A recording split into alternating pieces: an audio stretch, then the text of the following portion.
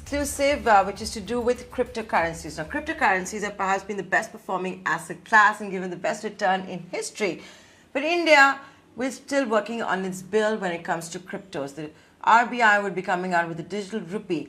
But what happens to all of those that have already traded, own a Bitcoin, half a Bitcoin, some portion of a Bitcoin? Will we also see cryptos which are not backed by the RBI becoming legal? Here's a special report and an exclusive report by my colleague Ruchi Bhatia. In fact, this is an ET Now exclusive. While Finance Minister Nirmala Sitharaman may have hinted towards some sort of a relief coming in for cryptocurrencies, this even as bitcoins have touched that massive and historic level of $60,000. We at ET Now are given to understand that the government may not really take a laxed approach, and this will really be a spoil sport as far as the world for cryptocurrencies is concerned. We at ET Now are given to understand that the new law that the government is looking to come out with, and the cabinet note for it is also being prepared. The government is likely to go ahead and ban cryptocurrencies. However, they are not averse to blockchain technology, and the government will ensure that we are able to harness blockchain technology in a big way. It's a technology of the future.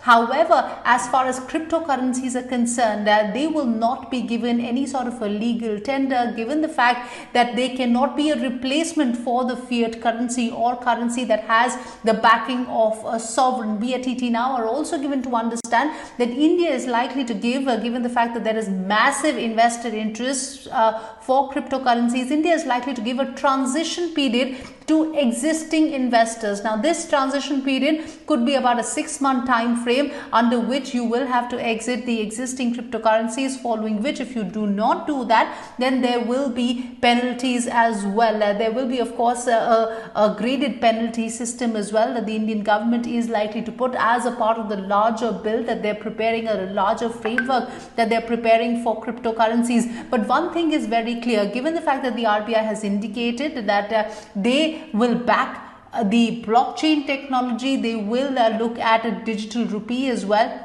We're given to understand that the government too is likely to take a similar approach. Back in 2017, the government as well as RBI had termed bitcoins and cryptocurrencies almost as Ponzi scheme. But now the government says that blockchain technology is the technology for the future. So all will be done to harness this new technology. But as far as cryptocurrencies are concerned, that they cannot be a replacement for fiat currency, and which is why existing investors will be given a transition period under which they can exit, and India will of course go ahead and take a strict stance as far as cryptos are concerned.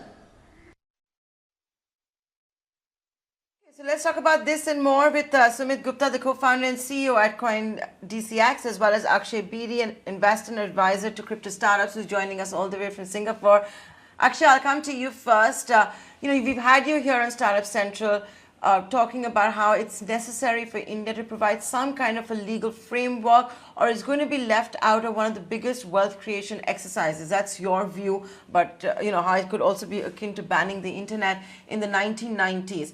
But if India does have a digital rupee, as is being talked about, and some kind of experimentation that the finance minister is also talking about for fintech, decent start?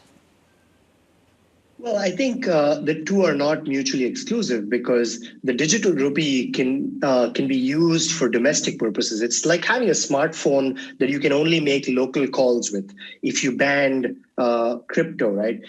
We are advocating for legalizing crypto as an asset class, not really in competition to the digital rupee or fiat currencies, rather as an independent asset class that investors can use to diversify their portfolios, as well as developers in the country can use to build products. In fact, Nandana, just last week, there was an artist who was able to, publish a piece of artwork on as an NFT or on the blockchain. It's a non-fungible token, basically, on the blockchain, and sell it for $69 million. Now, does that piece of art compete with the Indian digital rupee? It does not. But does it live on the blockchain? It does. It does. It's supported by the Ethereum ecosystem. So that is the kind of innovation we're asking for in India, because artists will benefit, developers will benefit, and investors will benefit.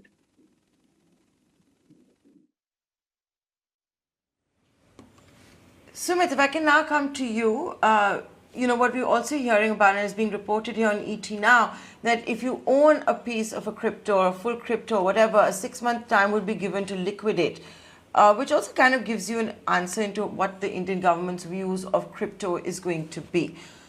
What is that going to mean? Sure. So my opinion here is that, first of all, the contents of the draft bill that we're talking about is not in public yet, and it is not from a reliable source. So we don't know whether it's a 3-month window, 6-month window. What we see from the recent developments is that, and as per the FM statement, is that government is going to take a calibrated approach. They are not going to outright ban it. So the question about 3-month, 6-month period is not a point in discussion until we hear it from the government side, because there are n number of things that people have been talking about. But what I can tell you as from an exchange side, that we are going to follow the laws of the land. Whatever government tells us to do, whatever government guides us, we will follow that. But I am hopeful that government will come up with a positive guideline rather than coming up with something like an outright ban.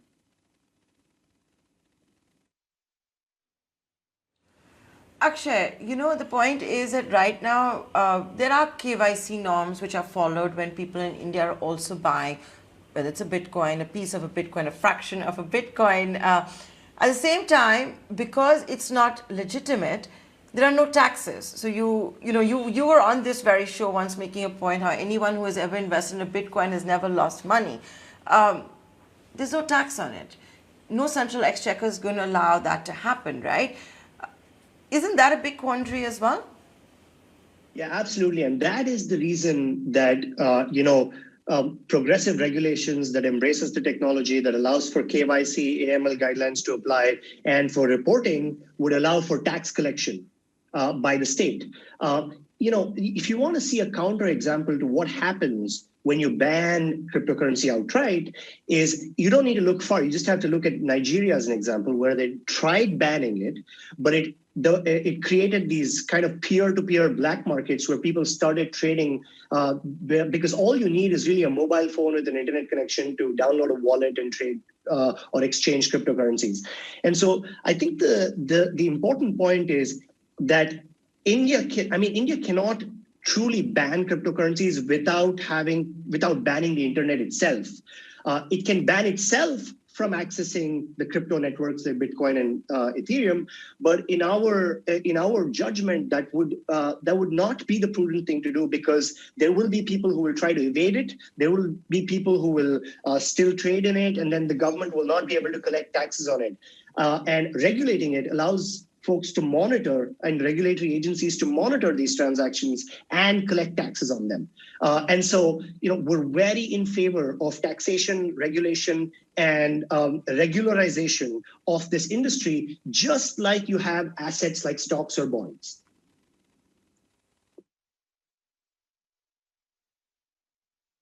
Okay, Sumit, if I can ask you one question, which is that with this uncertainty which exists at the moment, whether it'll be 3 months or 6 months or whatever, to liquidate whatever holdings you have you seen, any traction on your platform for people looking to exit, looking to liquidate?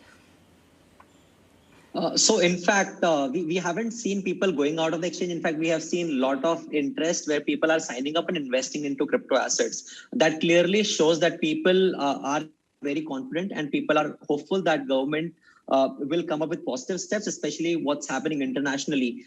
There's a lot of confidence that people have in terms of investing into crypto as an asset class. So we have seen massive amount of traction. We have seen high inflow of new customers, new investors who want to own a piece of the pie, who want to own Bitcoins, whether it's 1,000 rupees, 10,000 rupees. We haven't seen much of the people going and taking money out of the exchange.